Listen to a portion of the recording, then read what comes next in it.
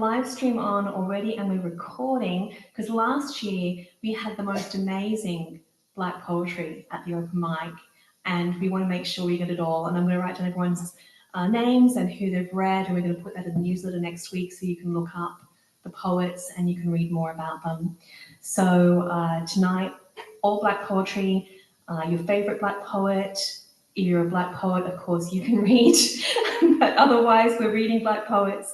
And first, oh, you know what? If you're not too sick of me, I'll start. Okay, great. I was going to read Lucille Clifton, but Arlene Pare stole her. But I want to show you that this is a new book by Kazim Ali, and it's about her life, and it's basically an introduction to her poetry, and it's amazing. And she won, she was nominated twice for the Nobel Prize. So she's a book that everyone should be, a poet that everyone should be reading. She's significant. And I'm going to read Dion Brand. She is one of my top favorite poets, and she taught me so much about voice. If you read her books from the beginning all the way through, you see her voice change as she grows as a person. I mean, obviously with most poets, but her significantly so, and she's just absolutely brilliant. This is my favorite one of hers in the early days. And it's just titled with the Roman numerals, so it's 85. That night, we wanted to fly into our aunt's skins. The one, look, her voice, I cannot tell you, but you would have to know the meaning of shade and water to understand it. You would have to know night to recognize it rippling and coconut oil. She had a voice meant to describe darkness and daylight, only slippery and burning like that 19 rum. It could sound like a ribbon, yards and yards long and red, over the counter of Lloyd's shop round the corner. A ribbon glistening over the barrels of pigs' tails and salt fish, such a voice like food and air. She rescued me across the road from that shop, bawling at Miss Greenridge's private school. Is child you want to beat? She honeyed high and dangerous. Why don't you go make child, eh? Grabbing the guava stick from Miss Greenidge. One time, Reds and them who were bad Johns, their whole family, mother and everything. Reds rides a bicycle right at me and I fall in the canal full of nasty water where you could catch warbine and everybody garbage. Well, my aunt just get a piece of wood and gone up to Red's house just so. Red's ain't even come out, mother and everything. I had uncle too, but them aunts was like tree and good cloth, river and big road. She, with the voice, would bring me fried snapper all the way from the country by the sea because I was sad. Who could tell sadness in a child? Who could tell it wasn't just this morning's slight or flying need? Who could tell it wasn't just the hunger of children for everything? I've never done that for anyone, just so. Tell what was needed was snapper, fried, crisp, and silver red, and answering whatever loneliness. Her smile was wet and warming, and one little finger had a gold ring on it, and both hands were small, and nothing was unhappy in them. Dion Brand. I once got to have a beer with her at the pub when Tim Wilson brought her out. It was that highlight of my MFA. Okay, next up, please welcome Randy Fjeldset. Perfect.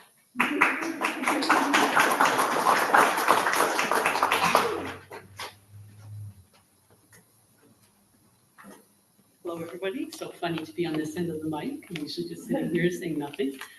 I just wanted to read something up from a poet that I really like, and I'm going to attempt his name, Hanif Abdurraqib. And he is a Black American poet whose work has been published in Esquire and New York Times, and he's done some work with CBC and NPR. And he was nominated for Andrew Carnegie Medal for Excellence in Nonfiction in 2022. So just a little bit about him. And this poem is called For the Dogs Who Barked at Me on the Sidewalks in Connecticut. Darlings, if your owners say you are not usually like this, then I must take them at their word. I am like you, not crazy about that which towers before me, particularly the buildings here and the people inside who look at my name and make noises that seem like growling. My small and eager darlings, what it must be like to have the sound for love and the sound for fear be a matter of pitch. I'm afraid to touch anyone who might stay long enough to make leaving an echo. There is a difference between burying a thing you love for the sake of returning and leaving a fresh absence in the city's dirt. Looking for mercy, left by someone who came before you. I am saying that I too am at a loss for language, can't beg myself a doorway out of anyone. I'm not usually like this either. I must apologize again for how adulthood has rendered me, us really. I know you all forget the touch of someone who loves you in 2 minutes, and I arrive to you a constellation of shadows, once hands. Listen, darlings, there is a sky to be pulled down into our bowls. There is a sweetness for us to push our faces into. I promise I will not beg you to stay this time. I will leave your wild galloping. I am sorry to hold you again for so long. I am in the mood to be forgotten.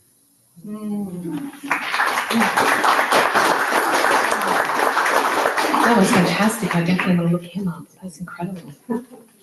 Thank you, Randy. And next up, welcome Zoe Dickinson.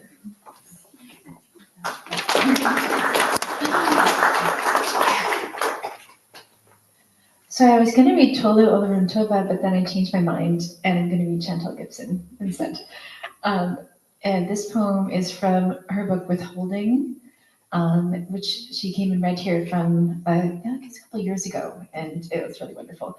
And this poem is called 2020 for Chelsea, and it's in response to an article in the Globe and Mail in 2020 called Use of Surveillance Software to Crack Down on Exam Cheating Has Unintended Consequences, which I think is necessary context for this poem. 2020 for Chelsea. It's got a quote from the Globe and Mail here. Not enough light, said the message on her screen. She stood in front of the window with no luck. She brought over a lamp, and when one lamp wouldn't suffice, she brought in a second. Not enough light? Little sister, they see you now. You've corrupted centuries of programming. Somewhere there's a riot of error messages illuminating their artificial intelligence. Little sister, they see you now. You've corrupted centuries of programming. Somewhere an ancestor, walking alone at night, has blown out a lantern and said, good night. Thanks. Thank you, Zoe and Chantal. Just going to write this down. Sorry. No, that's awesome. Chantal Gibson, fantastic. Okay, Chris Fox. Welcome, Chris Fox. I'm also not on this side of the mic either, but it was an opportunity to read something by Audre Lorde, who's a poet I'm sure you all know. Pirouette, it is called. I saw your hands on my lips, blind needles, blunted from sewing up stone. Where are you from, you said? Your hands reading over my lips, for some road through uncertain night, for your feet to examine home. Where are you from, you said? Your hands on my lips like thunder, promising rain. A land where all lovers are mute. Why are you weeping, you said? Your hands in my doorway like rainbows following rain. Why are you weeping? I have come home.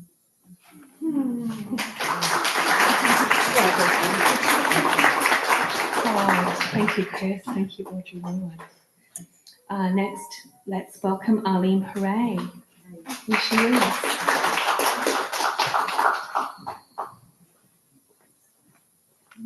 Thanks, Kieran, and thanks for giving up Lucille Clifton to me. I love Lucille Clifton. She is so brilliant. She has a collected works, which is about 500 pages. She's no longer with us, but this was a number of years ago. I've read it twice. She's really a wonderful poet. So if you have time, look her up. She's great. This is a very short poem. She's sort of famous for concision and short poems and simplicity in the face of huge complexities. This one is called Speaking of Loss. I began with everything. Parents, 2 extra fingers, a brother to ruin.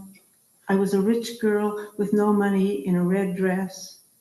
How did I come to sit in this house wearing a name I never heard until I was a woman?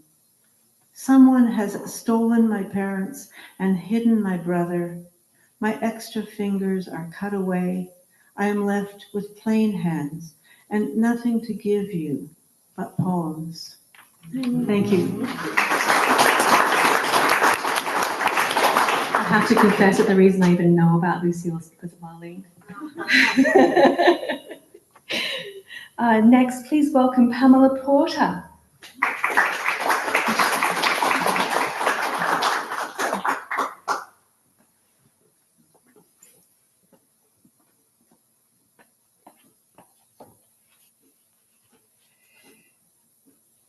Yes, I'm happy to read this poem titled She Says by Tolu Oloruntoba. She says, don't forget to breathe.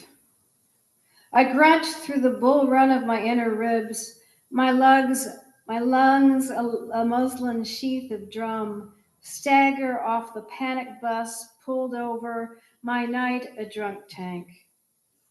Here before my pill, the fleet of plungers in my brain ready to sail. Do we need a prayer or the like for this launch? I've read the warnings. This sertraline can reach and slash your wrists. But my dark foil is only a suicide note if it succeeds. Stop when you find yourself baying at the moon. The elixir demands scrapings from a sundial's millennial face, from the skid marks of its hours. Autonomy texts show my skull sliced open after for ventilation. The brain has no nerves of its own, so I feel none of the disrobed ants, their clothes crackling with light. They wear only boots of dry ice and pneumatic drills. Their mother is the wetting of depth gauges, diviner, a wrecking ball of the lie detector eyes and jawbones. I want her to reveal the secret of blood, how saplings question mark the morning above ground. She says.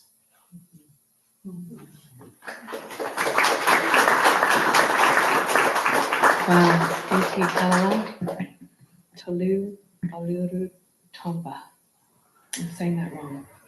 Oloruntoba, is that correct? Yeah, that's so cool. Okay, Anna Kavoris. Welcome, Anna.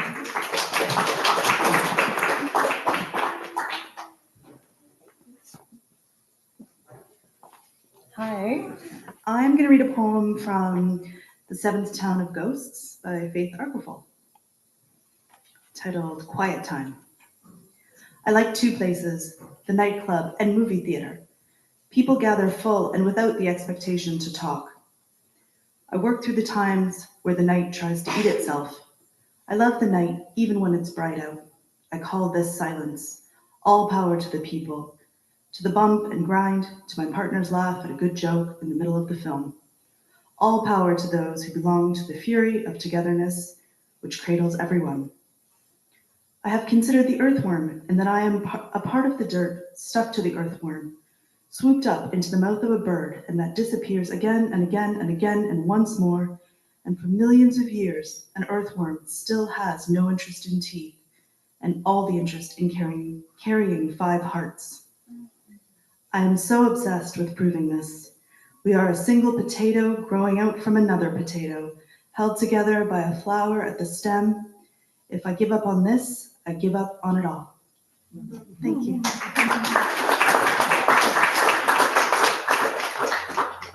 So great. Faith read with us in January, and you hosted her, didn't you, Anna? Sure did. Yeah. That's my first time. You were first hosting. So cool. And last, let's welcome David Kramer. David.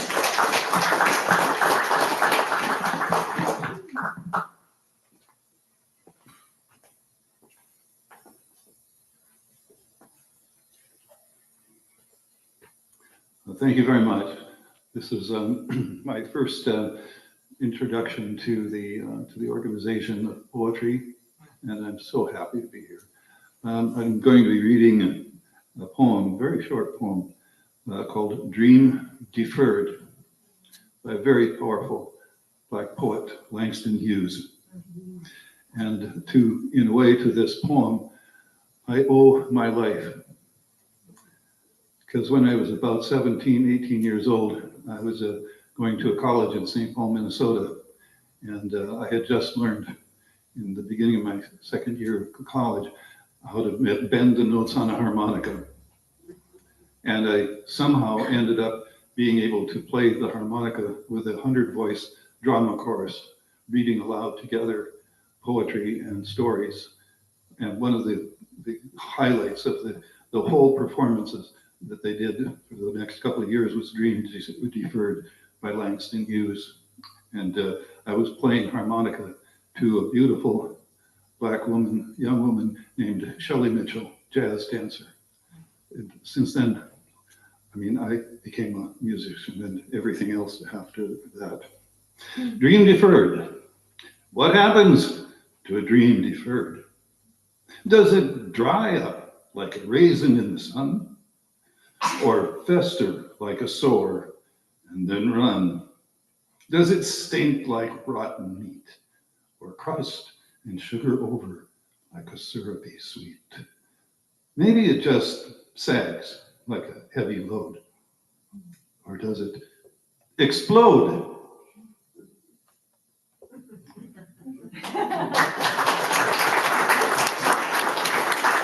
Thank you so much for sharing that, David, and for sharing your story. Wow. Well, that's our open mic. Fabulous. Thank you so much for contributing all those poems, everybody. And we're going to take a short break and pass a basket around. And if you need to use the restroom downstairs, you can go. But I do encourage you to come and look at these book tables here. Okay. Thank you, everybody.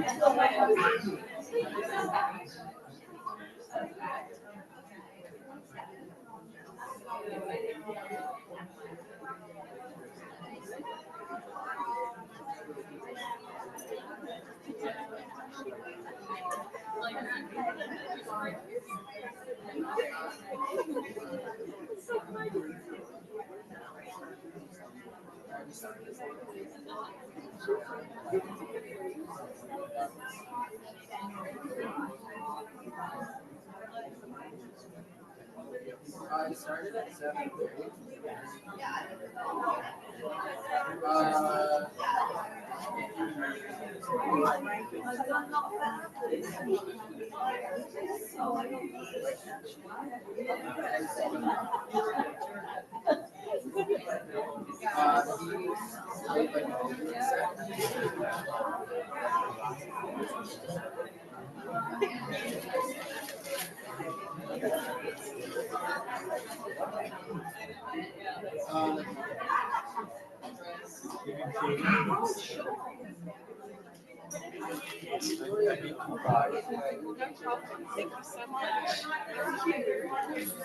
Look, you took three. I didn't mean to. That's okay. Thank you. They do, they get sticky.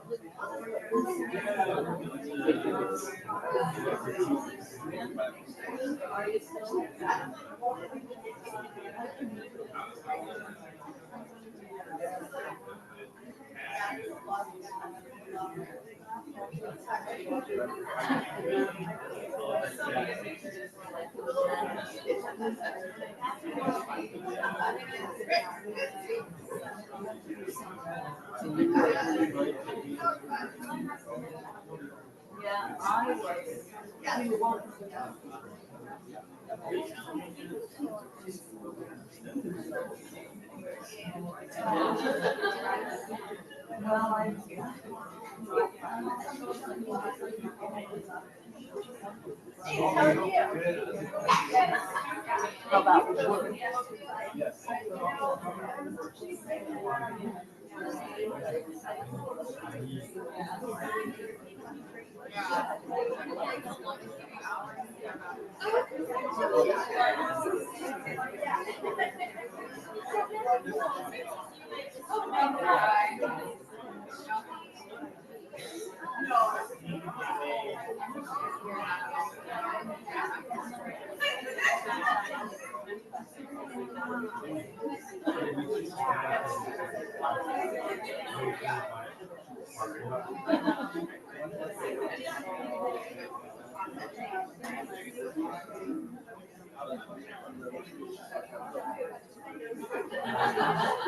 Oh, yeah, I know.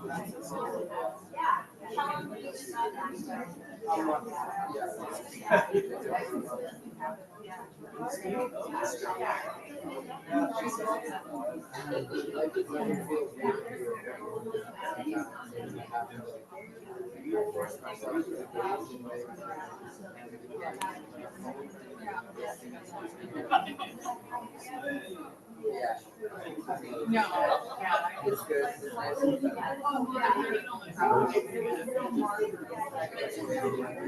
Yeah.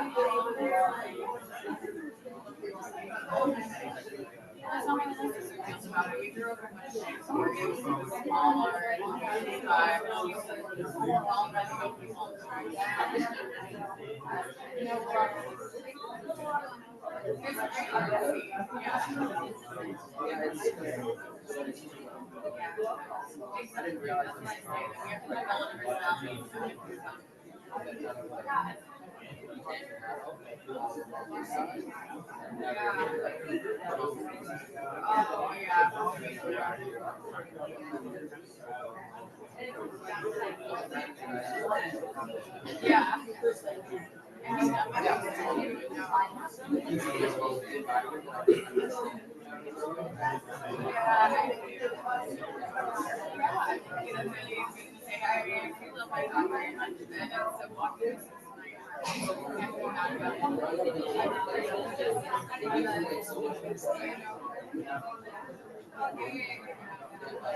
yeah.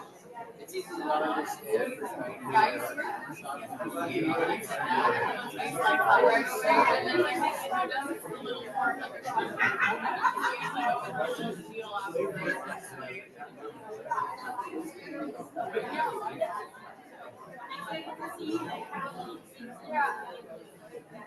Yeah, I think we do good work. It's exciting to litigate against the government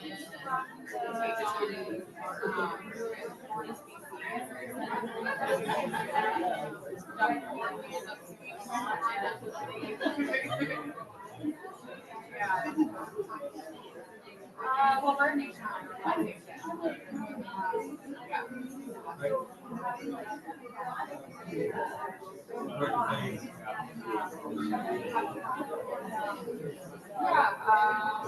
I mean, we're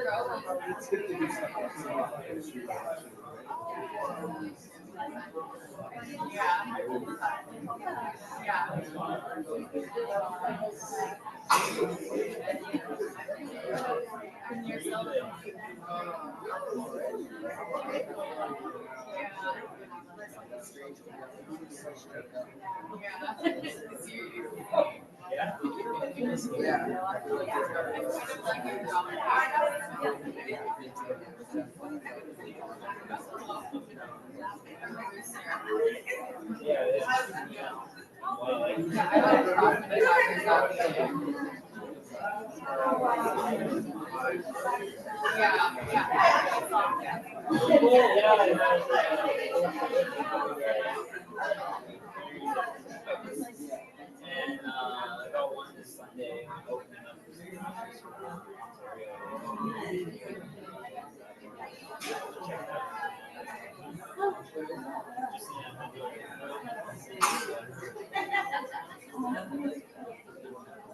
yeah, to be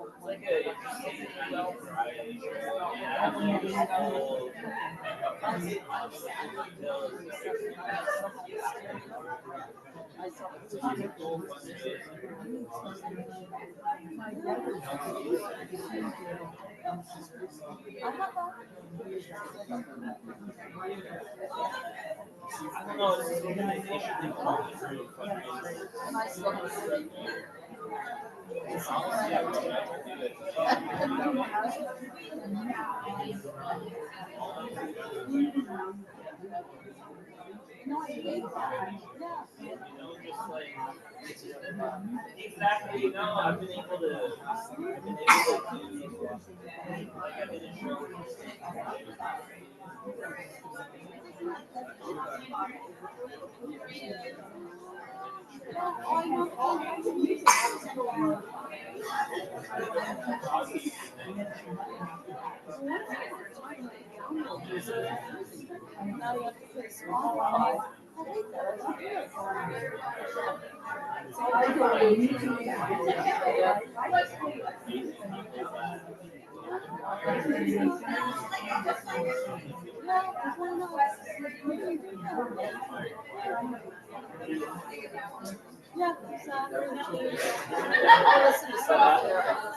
So did this show share the special songs?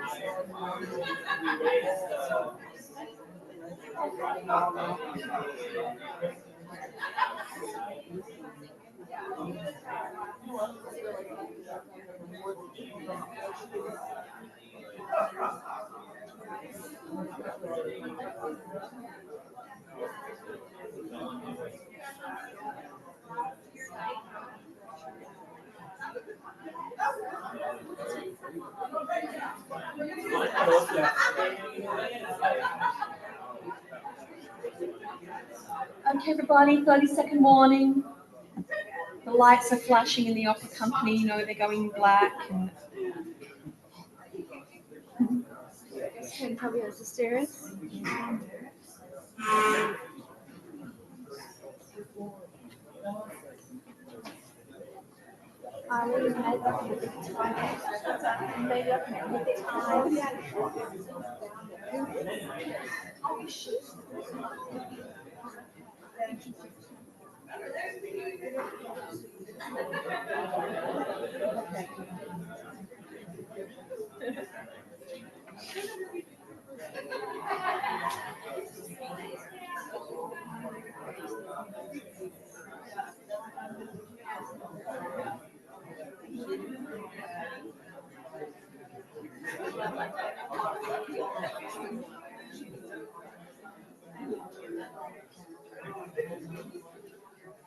Welcome back, everybody. I hope you had a nice break and a look at the books and a chat to the poets.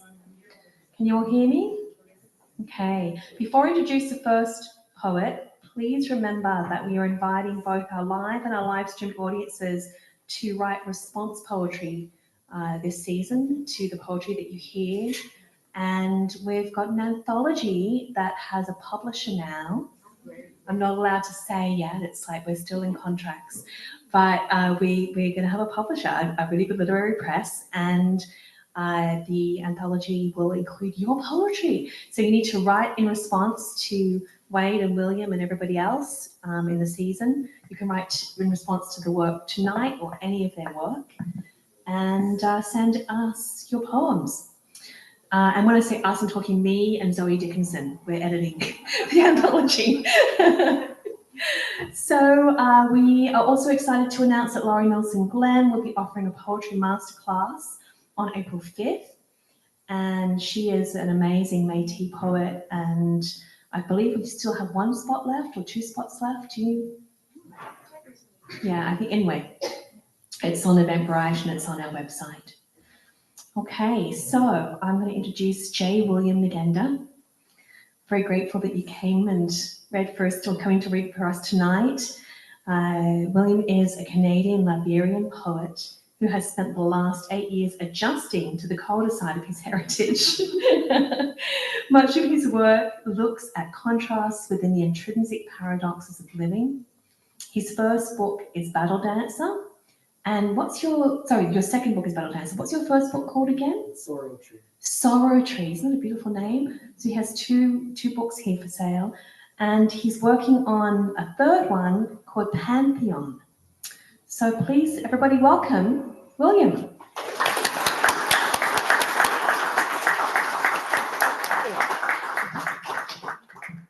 good, thank you. Hey everybody, thank you so much for having me. I was home in Liberia over the last few months visiting my family, and I got the invitation to read while I was there, and it was nice to have something to look forward to when I got back on this side, so it's a pleasure to be here. I'm going to be reading tonight a few poems from Battledancer, which I put out last August. And Battledancer is centered around the idea of being something. To me, being something is paradoxical. It's to be implies for me to be all of yourself, to bring everything that you have, whereas a thing has a purpose, it's an object, and it doesn't express itself in many ways. So I became really interested in how that played out for people, how we become things by moving, how we become our actions. So yeah, I'm not going to spend too much time talking.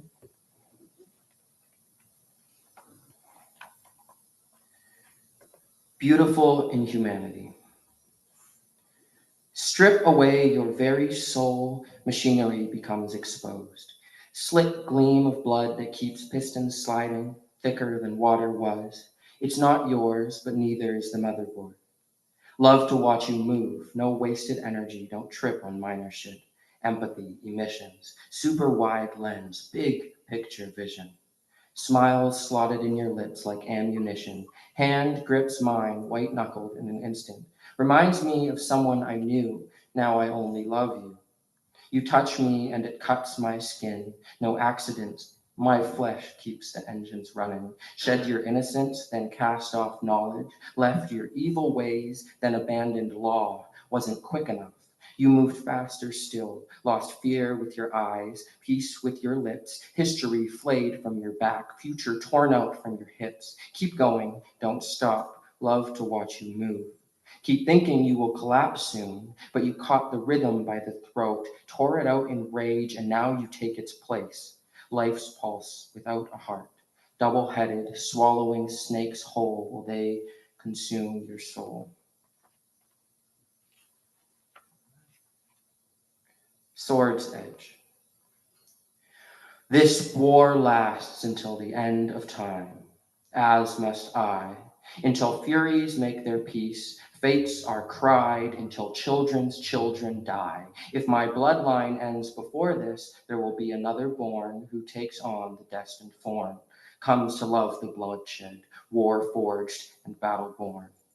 Once umbilical cord was cut, not a shred of flesh left upon me. Dedication to the cause blessed me, cleansed me, stripped me to bare essentials, body made for harsh conditions, making hard decisions easy. Metal arms, trigger finger ever steady, dead shot eyes, sharpened iris falls so heavy, preacher's daughter, soldier's son, holy child slaughters soulless ones. Never falters in their choices, only path to absolution, absolute certainty in revolutions. Chaplin said, love is often lonely. Violence never dies, it's carried on. Dissonance between religion and belief is thicker than a blood feud. Our bread from old bones and fresh hatred. Stew mixes aged meat and new beef. The communities are ruined now. Separation of labor and worship makes heaven a miserable place. I come to bring forth flames from pain, to cleanse stagnancy with rage, bending old forms into new shapes to halt decay. Some ancient said it best, I am not come to bring peace, but a blade. Consider me the sword's edge.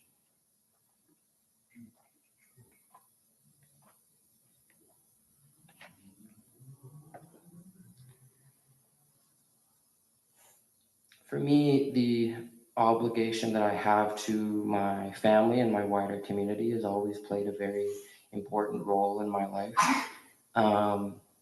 Specifically, I feel a debt to my siblings, my brothers. And while I was writing this over last year, I really started thinking about what that makes us willing to do and how, because we're motivated by such a positive thing as love or loyalty, we become excused for all of our actions internally. Shadow runner. They call me their shadow runner, and they hate me. They cannot look me in the eyes, but when I create, folk all come together, praise the Lord with lies for the safety he provides. No higher power was present when I slit the throat of children before they could learn arts of killing.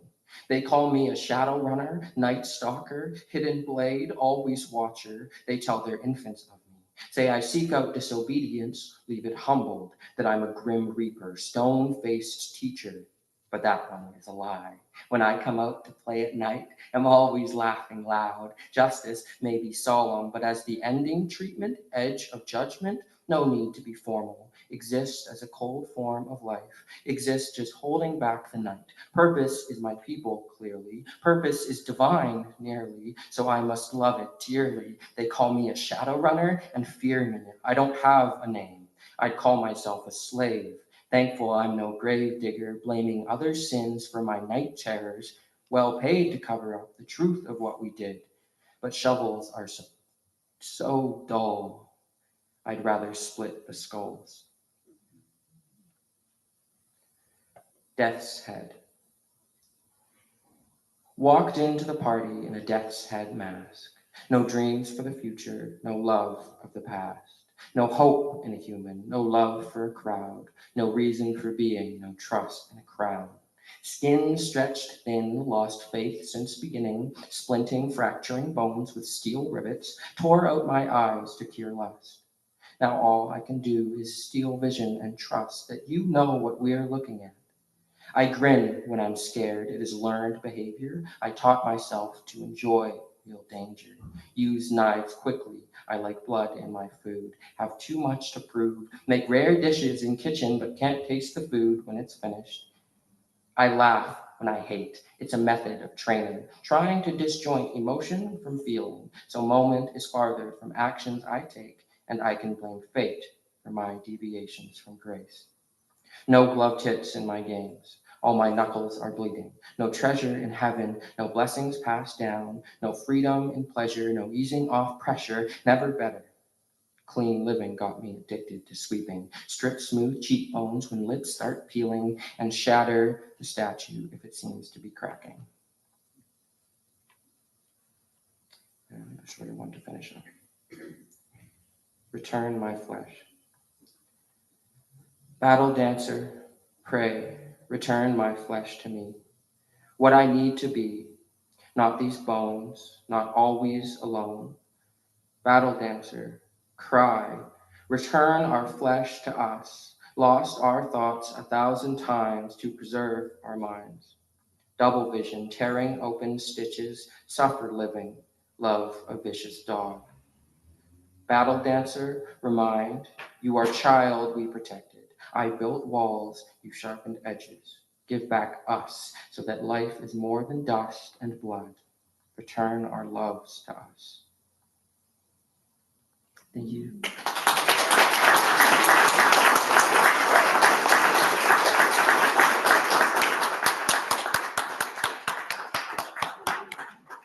Thank you so much, William. Fabulous to hear your voice and your poetry. Thank you. Wayde Compton is the author of 6 books and the editor of 2 literary anthologies. His collection of short stories, The Outer Harbour, won the City of Vancouver Book Award in 2015, and he won a National Magazine Award for Fiction in 2011. And Wayde co-founded the Hogan Alley Memorial Project, which is an organisation devoted to researching and promoting Vancouver's historical Black community, and later helped develop the Hogan's Alley Society, which is its successor organisation. Wayde also co-published Commodore Books, Western Canada's first Black Canadian literary press, and he currently teaches in the Department of Writing at the University of Victoria, and his latest book is Toward an Anti-Racist Poetics, which is from the University of Alberta Press. Please welcome Wayde Compton.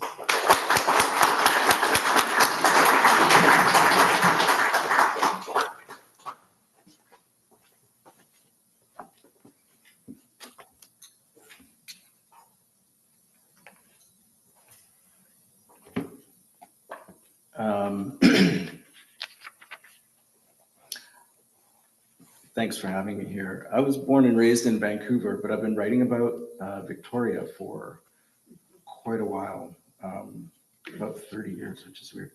But now I live here, so I moved here about 6 months ago. And so just looking back through my books that have been published in some journals with some unpublished poems in them, I thought about kind of bookending this reading. And so I'm going to start with a poem from my first book that's about James Douglas. So being in a place now where so many things are named after James Douglas and in a city that he founded, basically, it seems kind of fitting. Although when I was in Vancouver too, I've been kind of haunted by his name everywhere because I worked at Douglas College. It was also named after him. And then I'll read my way through a bunch of different poems, and then I'll come back around to 2 poems also about James Douglas that are written recently, and something that's unpublished, and it's a libretto for an opera about him. Yeah, it's been performed, hasn't been published yet. So I wrote this when I was 27. So, you know, when you publish something at 27, it's a bit like getting a tattoo at 27. It's with you for the rest of your life. O James Douglas, our own quadroon Moses, should I place a violet on your grave or hawk a little spit for your betraying ways? O white man, black went out of favor, our fates braided like running snakes, the cabal that is negritude, the counter-conspiracy to make a black Northwest be. O James Douglas, you held the keys like a lesser Legba, laughing, shuffling passports, passing in your black and white archival stance, decked nonetheless in what I dream as Garvey-like imperial plumage. Company man, on the winning team, backing the right horse, the best telegony. 1,858 years from Christ, in the wilderness, far from home and the Caribbean and ancient Rome. Britannia rules the roost and waves a few blacks on through from slavery to the freedom to be loyal manpower for a crown expansion, manacled to the company town and secondhand scansion. Oh, James Douglas, did you ever see yourself in us? Did you ever stop in your war versus the wilderness and think we? And a section of this book is set in that pioneer era. And I'll read one more poem from that, and it's the, you know, looking back at a book like this, I'll just like to read the ones that are most fun to read, really, the ones that feel the best in my mouth. So this is called Claiming. And it's thinking about how a lot of those, the Black pioneers that came up here were, you know, part of the gold rush, but for some of them, the gold rush really meant, you know, getting gold that they could use to buy relatives out of slavery back in the States. And so the meaning of that project of mining for gold was a very urgent one. Claiming, lift earth from earth, wring wealth from dearth, clay to dust, stones from blood. Slashes to slashes, we are bandits, brigands of sand. When the cash comes to rest and the sediment is spent, we'll commit to more profitable climes. Partition, divide, mine. Fingers in the earth holding like roots. Fingers finger the roots of the rush, the flush of fever, the viral entropy of luck, the flecks of yellow I never noticed before in my own eyes, as I lean into the silver of the river. I am at the apocalypse of my prospects. When my tongue touches the Fraser's turmoil, hands cupped, lifting the river to my lips, I'll never see the veins on the backs of my hands in the same way again. Enough gold lies below to bribe sight back to the blind. There are rivers of hard glitter, betterment I want so bad my sweat runs cold. We camp, bed under a smoldering moon, in deep, a circle of outcasts, Irish, Americans, Chinese, criminals, and one runaway me. We are hunters of the hunger for gold. We walk sorting thoughts of earth exploding. We shuffle face cards without laughter. We will always ever after sleep with one eye on the trigger of our trust. We are in Indian country, pounding punctuation, lassoing and staving our names, bitten by the sight of stars. The night with 10,000 teeth takes its tax of blood. We tend a fire, sleep, a shivering coil around the smoke's curling cataclasis. The back of my hand is my pillow. Tomorrow we'll axe at the earth's entrails, but tonight easy sleep is all I want out of the dark, in this time of casting away stones and of gathering stones together.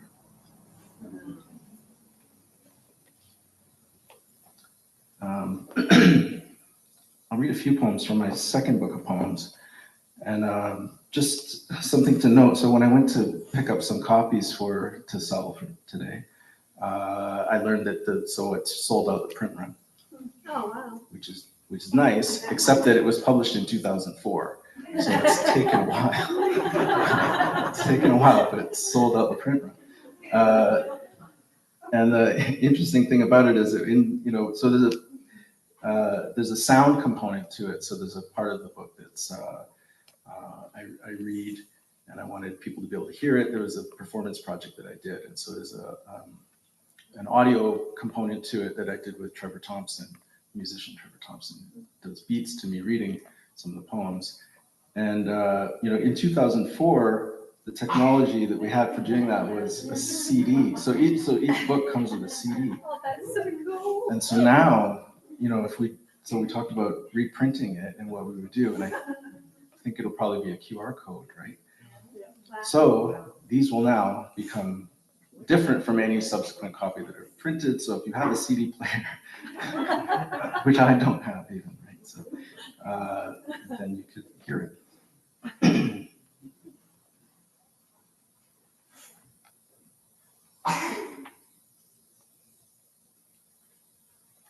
So I'm going to read a couple bits from a long poem in the middle of this called Bottle Poems. Want you to take on eyes in the ism, souls in the eyeless green rhythm, the stems of continental schism, the BAM plan that we rise, rise, rise, rise, rise, rise, rise. And eyes demand that you take on. Ism demands that you take on. Unite in the frightless float, the buoy, the raft, the rift, the surf, the chest of pearls, of air, of shells, of days, of another, of another. The body is strong, the spirit is expelled. The bubbles muscle their way out from the skeleton of matter, the mother, the center. Yet, breathe, another, another, another, month, month, mother, sink, my diapason, lie, back floating, sink, my skin of liquid, sink, my sheen, link, arms with the bodies, sink, stars of spray, sink, take on, sink, take on, drink, into the sunfish catching.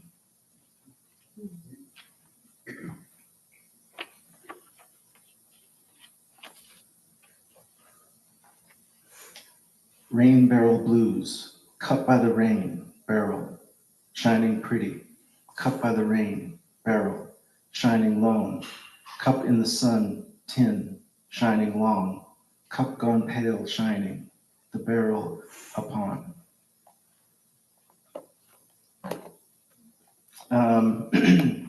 So one of my mentors is the poet George Bowring, who likes to remind people he was the first poet laureate of Canada. And one of George's very early poems is called Radio Jazz.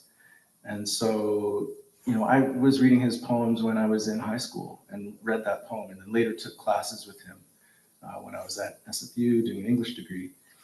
And then, we became friends, or I guess mentor-mentee kind of relationship, and we still stay in touch. A few years back, his wife put together an anthology of poems for George, kind of a Fettschrift type thing. And so I was asked to write something, and I thought about that poem, Radio Jazz, and wrote this, which is Radio Jazz Remix. So it was a poem about him being in the Okanagan and listening to American radio stations and hearing jazz for the first time, but knowing nothing really about who the people were that were making this music, but just catching it on the waves. So Radio Jazz Remix. Let's pretend Y2K really happened and the power went out for years. We had nothing left but tables that wouldn't turn, styli that wouldn't read, echo that wouldn't slap back, and Moogs that wouldn't MIDI, no matter how hard you plug them in. We took to the mountain's foot. What then when all the generators have burned the last of the Albertan gas? A bar of survivalist gold in one hand, a can of beets in the other. You wonder in the wilderness. Drop 'em. Get your hand start world band and crank it like an old Tin Lizzy till the light goes white from the energy of you. Roll the tuner till you hit real digits for somebody else's here, where year one was the Hijra, where the power is solar. Metallophones on Radio Malaysia, fingertips on a reed with a pith of blue breath. That bassoon climbing up and down Smokey Robinson's irony in Tears of a Clown. Or some tongue speaking a round language that you don't know, full of O's, angling over to you, squaring the circle, being a poem.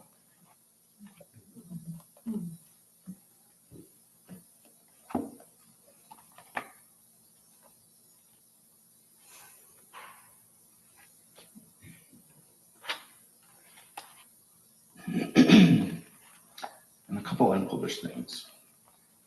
As yet unpublished in a book. Hateration. This is for Barack Obama and Lil Wayne. Marshall McLuhan called Malcolm X the electronic man. There was the new Negro, the new left, the North. Huey Newton's revolutionary generation, born in the 1970s, now steps and plays a perennial one-up game of objection. The generation throws currency at the camera and out. They are not proud to be poor, these materialists. The scowl is the I am a man of the current age. Hip hop is the good cop to the bad cop of imperialism, all pop interlocutors and choleric end men. Throw your Ameros on the floor before the camera. Oh, Afrocentrism, this is your bourgeois telos. The avant shrug of chopped and screwed, progress. The race that made epistrophe, 2 generations on the good side of pea picking.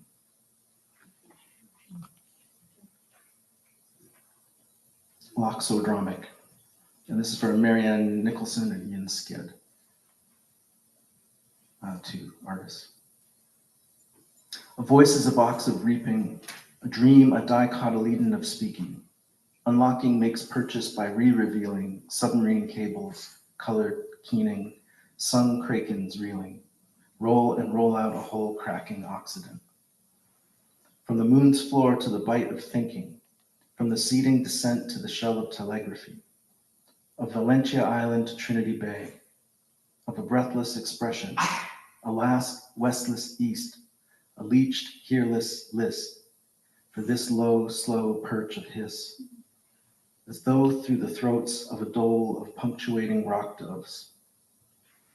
Paul Reuter flew pigeons, released stock through air from Brussels to Aachen for a falling of figures on wings, of flushing vestige through solid molting. Into air through temporal ink, the invisible digits went where a whistle opts not to center. I stand in the penumbra of myself, my eyes. Neruda was tired of his shadow. I'm of the response and call numb, the lung undone come mumbling up off the floor of the ocean for no holy corona of from. Valentia Island to Trinity Bay, Brussels to Aachen. Alex Haley tracked the word across the written insanely in Kiel Quill stole to Juffere away from Spotsylvania and back to where the occult griot opened up in him an ink sea of pages in confidence, evidence on the plage, the word, the African, Cowrie game traces the helix flown long, the god that owns the word is always a huckster, a river, a banjo, a name, a season, a word is a skinless drum. West I go as the crazed crows commute east, singing at 110 kilometers per hour. I'm looking through you, twice through, confused as to whether I'm lead or backing. Saul, as the storytelling actually seems to fall out of the sun, as I break apart from Coquitlam, the paved name of slaves, set free too far from home to go. Again, a twister of tricksters. I see against this con of a sun. They descend against sequence, and you keep me hanging on Boundary Road, northbound, until the streets drive the history back to the accident of contact.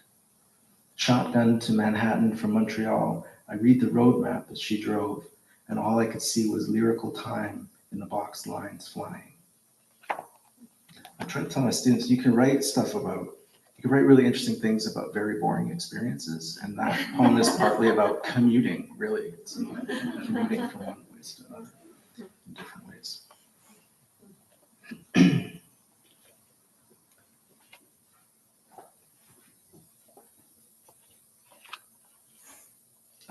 This is called Church of Invocation.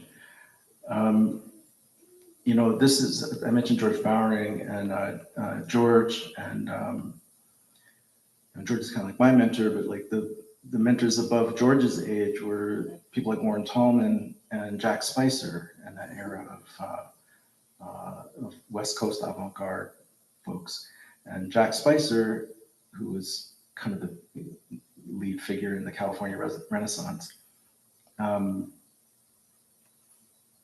had this theory of dictation, right? So he believed that that it was a very complex theory, but he had this idea that the poet doesn't really write anything, but the poet should strive to be a radio, and that you should tune into the frequencies. So they're not really coming from you, they're coming through you.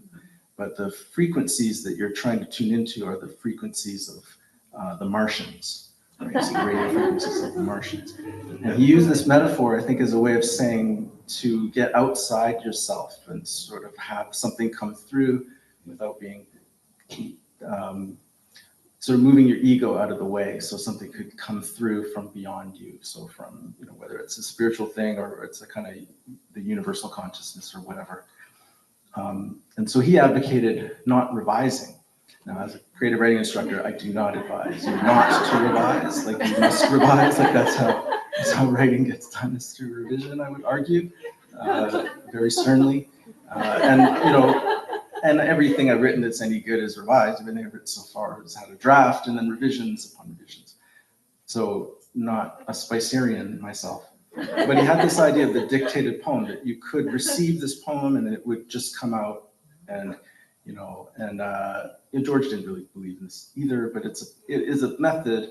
I think George's opinion was you get a couple of those poems in a lifetime, really, that just come out. And this is one. I really did not, this is pretty I lightly revise it, but just words here and there. It really kind of tumbled out like this. And so I've sat down a couple times and tried to continue it, and it hasn't worked. So it's sort of my Kubla Khan, I guess, in that way. So it'll stand alone. Church of Invocation.